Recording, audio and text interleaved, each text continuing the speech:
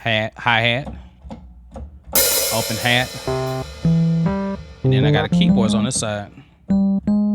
So you're in Cakewalk, and I had this issue that someone had sent me. Whereas if you have a keyboard like this or a controller like this, and it's only 25 keys, if you have no octave shift on here, because now I have an octave shift. All right, you have this octave shift, which is right here.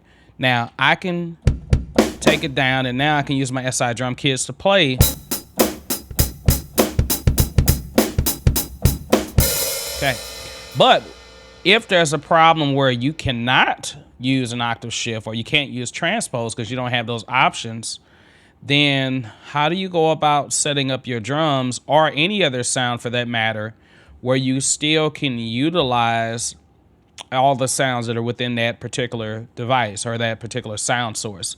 Because the SI drum kit, if you notice, if I pull it up, each of these instruments or each of these sounds have what's called a MIDI note, or they're associated with MIDI data, basically. Now, if I go down a lower octave, you'll notice that some keys do not have sounds at all. There's a bass drum. There's nothing right there. And when I go up, none of them, most of the keys do not have any sound whatsoever. And this becomes a problem if you are, say you're recording straight MIDI and then you decide to apply your MIDI track to a sound source or a VST plugin or some type of plugin, just like the SI drum kit. Now it's not going to match up correctly. You're going to have to go in there and transpose different notes to get them to be where you want them to be. What if there's a way where I told you that you can actually put all of your sounds just within one octave, or even use 2 octave, or take it a step further? What if there's a way where I actually can play drums with one hand, but play keyboards with the other hand? I'm gonna show you how. So the way we're gonna go about doing this is called using a drum map. Now Cakewalk has a drum map option, which can be a little intriguing, but it is very helpful if you get it set up the correct way. Now, I'm gonna start from scratch just so you can see how all of this works. So I'm gonna insert 2 instruments. I'm gonna insert the SI drum kit. And this works for any other plugin that you have. So it doesn't have to be any of the sounds that come with Cakewalk. If you have anything else, it should work for it as well. Then I'm gonna insert the SI keys, piano, electric piano. If I click on it, if I click anywhere on the keys, then I know it plays. But what I want to do is I want to be able to separate half of this just for drums and then separate the other half of this for keyboards. And why would this come in handy? Because you're going to be able to send different MIDI messages to each track. And now this is going to allow you to record your drums and your keyboards at the same time. Now, that is going to be tough in itself because it's hard to record drum parts and play keys at the same time. But before we get into any of that, let me make sure that I set my latency is good on both of these. Okay, it looks good. All right, now what we're gonna do is we're gonna go to SI drum kit. We're gonna go to this track. Now you do need a MIDI track available. So unfortunately, I don't see a MIDI track right now because this is an instrument track. It's a combined MIDI and audio track. So if you don't know how to separate it, I can just go right click, go to split instrument track. And now when I do split instrument track, you'll see that there's a MIDI track and here is the sound source or the audio track.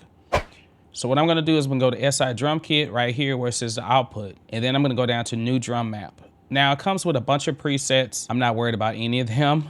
I'm gonna go down to drum map manager. In here, I'm gonna click new. It's just called DM1. And then I'm gonna add notes. So this is the important part. You gotta figure out what notes you want to sound when you press different keys on the keyboard. So I'm just gonna put a bunch of these in here, all right? That's cool. Oh, let's do 14. All right, so 14, here it is. Now I'm gonna start at 1 because right now, if I'm in my natural octave, no octave shifts enabled, I'm at zeroed out basically, you're gonna notice that this is a tom. I really want this to be a bass drum.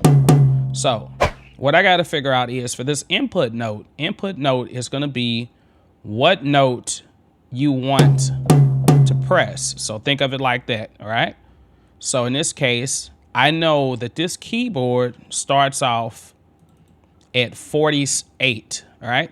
It's measured in 12, right? An octave is 12 notes.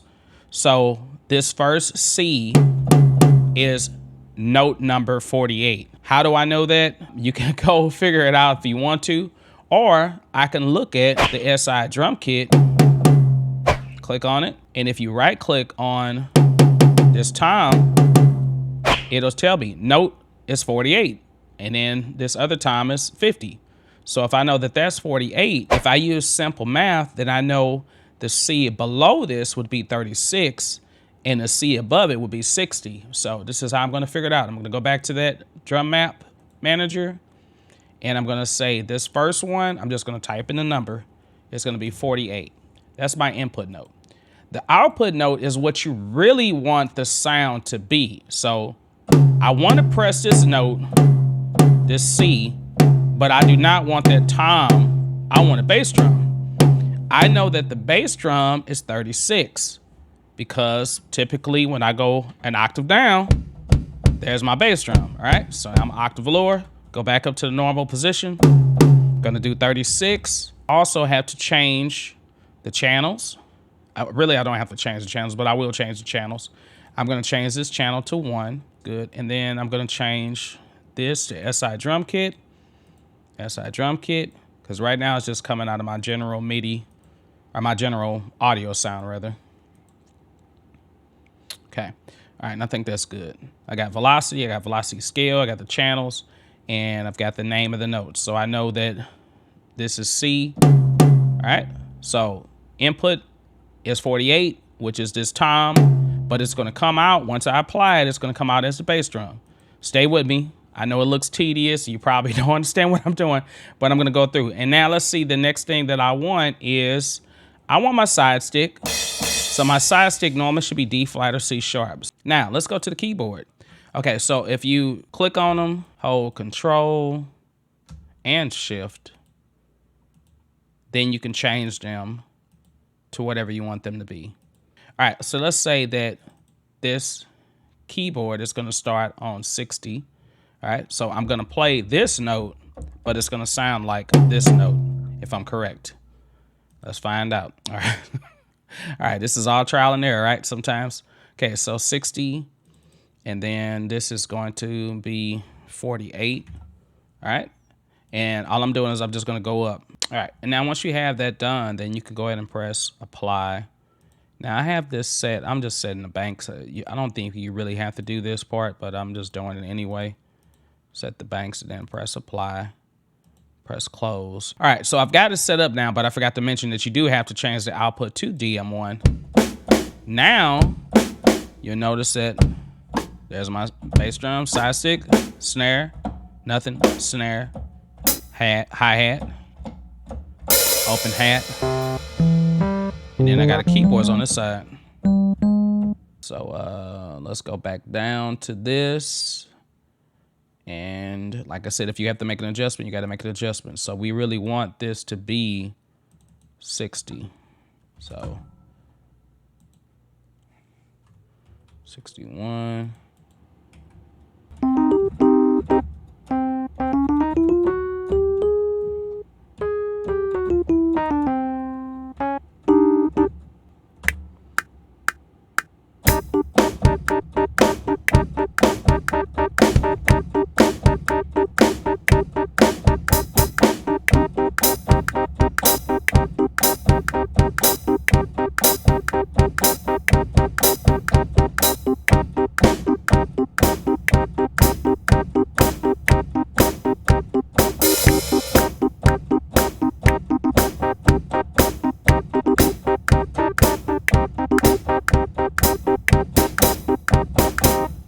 All right, something crazy like that.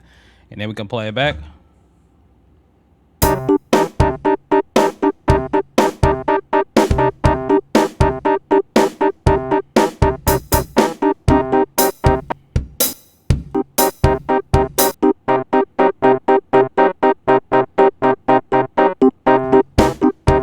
Oh my God. Okay, so basically when it recorded the drums as MIDI inside the SI electronic kit as well, which is why I would say that you probably would go about doing one map for this and then do another map for that. But it is helpful in that sense. Now, I would normally not use this to record multiple instruments like this at the same time. It would be good if I was like, I wanted to have everything on one area versus trying to like, oh, I gotta use octaves or use transpose, or I gotta try to click on a different sound. At least you already have the sounds here. So if you know you're doing some simple chord progressions, then maybe if you got your keyboards up here and you only need one octave to do it, then you could do that with no problem. And then if you have your drums down here at the middle, and you can even have like, a bass in the middle or something like that, you have the drums at the end. So this is just a cool way to go about doing it. Of course, there's a little bit more work that needs to be done than this. This is something I really don't use much, so which is why I've never made a video about it. And I shout out to Creative Sauce for making a few videos about this. But it is very simple to do. It's a little tedious and it takes time, but once you get it there, you can actually save it